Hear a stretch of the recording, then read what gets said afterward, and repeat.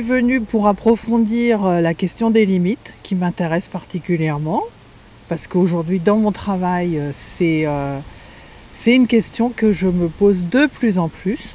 De toute façon, c'est vrai que en allant dans cette direction de pensée, ça me met forcément en déséquilibre, ça me pose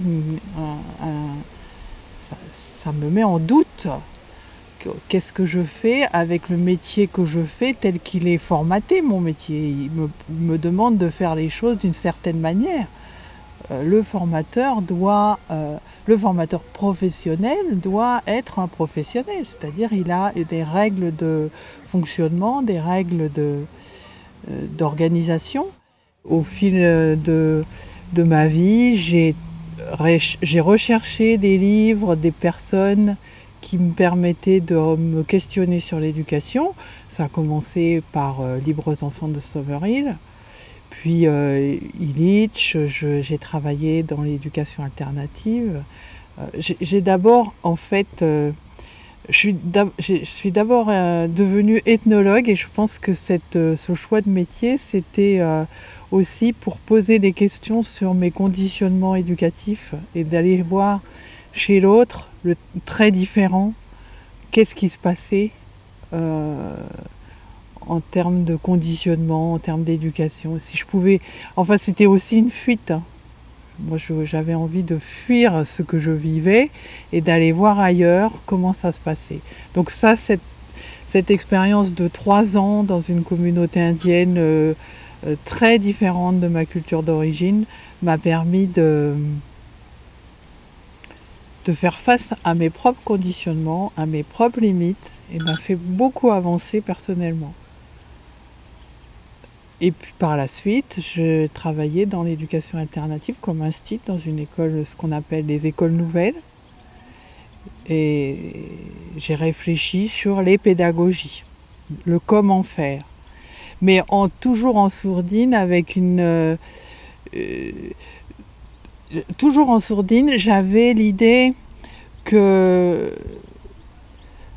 ça suffisait pas. Dans l'éducation alternative, il y a effectivement une grande différence avec l'éducation nationale, c'est que, et aujourd'hui je dirais, c'est que le système n'est pas le même. Tout en étant, il y a quand même beaucoup de points communs, mais il y a des grands espaces de différence. Et ma fille qui a fait sa scolarité dans l'alternative, par exemple, j'ai vu au travers de son expérience de scolarité alternative qu'elle avait accès à quelque chose de plus, en tout cas de différent, oui. Et que ce qui l'a ensuite aidé dans le passage d'une école primaire alternative à une école collège, aujourd'hui lycée classique, c'est qu'elle a pris conscience qu'elle avait fonctionné dans un système et que quand elle est arrivée dans le système classique, ça lui posait pas tellement de questions. Elle avait compris qu'elle était passée d'un système à un autre. Et ça, c'était peut-être ce qui lui a permis une marge de liberté, une marge de manœuvre. Donc effectivement, l'alternatif est différent.